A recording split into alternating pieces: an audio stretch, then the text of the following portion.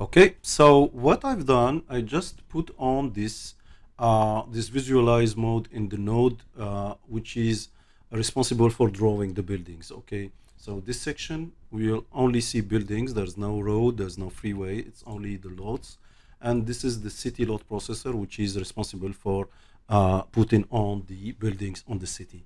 So this property we were talking about, which is the cubified versus Empire State Building. What I will do a live change, and this way you can see what are the difference. So for example, you can see that it is more about Empire State mode. So if you go left, for example, what I will do, I will go on something different. So you can see that the shapes are in real-time changes, and from there you can choose whether you want something more cubified, something that will be something like cubes, not like the Empire State with many shapes and many section in the building. So in the reverse, if I go right with the slider, and you can see that the value I put on is something like 0.8. So if I put 0.8, I will go automatically on the right side of the slider. Okay, and you can see that the change is made, and you can see that we do have more buildings in the shape of the Empire State. Okay, so this is why this is there. So for the 2 versus 3 layers building, I'm not sure, but I think sorry, I think I put on the wrong value. Actually, this one goes here. Yeah, no, it's okay. I think, yeah, this one should be here, and the next should be here. So the 0.9 goes for the cubified, and the 0.8. So make escape and try to go back. So this is it. I think these are the final changes I made to the city shape. Okay, not sure, so let's go back. And the last thing is the style, the building style. So where you find it in building style, and this is the seed. By default it goes by 6, but I encourage you to try and see what happens once you change the sliding. So each time you made changes, you'll see that it will be reflected in the city lot processor, and it will be the final shape of your buildings. So but each time you made the change, it will change according to your slider, and each time you can see that the changes are made. So this is it. So there's no direct way to put changes to the building style, but if you want to go to dive more in the network, so go with it. And the way to do that, you just do a double click, and you can see how the city lot processor is made. So you can see this is how the city lot processor has been made. So each node, when you dive in it, you will find another full other graph with all the changes, and you can see this is not a simple work, guys. There's a lot of work has been done, and I've been asked a lot how can we make changes to the city, how we can choose that. I think it will need a lot of time to grasp all the functioning of the Houdini graph, and this is not a work done by one person. Okay, this is work done by many people, which are highly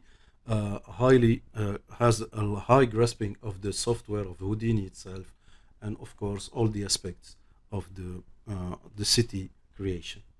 So I think this is it for the style. I think I'm okay. So what I will do, maybe the last thing will be the noise amount in the building high control. So I will go back to the section, and this is the high raise control section, and building, no, this is not the building high control, will be something like here.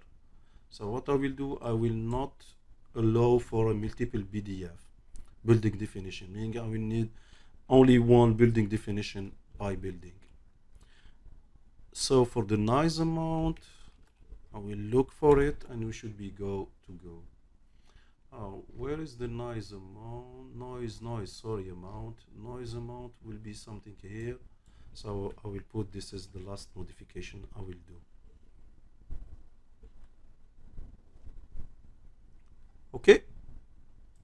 So make sure to save your CT file if you follow along this far. And okay. Okay, so what we will do now is just go back to the geometry. Make sure that you are in the CT processor. You are here, you are okay, you are in visualize mode. And what we will do now is we will do the export process. So the first thing what we will do is, if you saw my last videos, you can see that first thing will be to start with the process CT without PDG.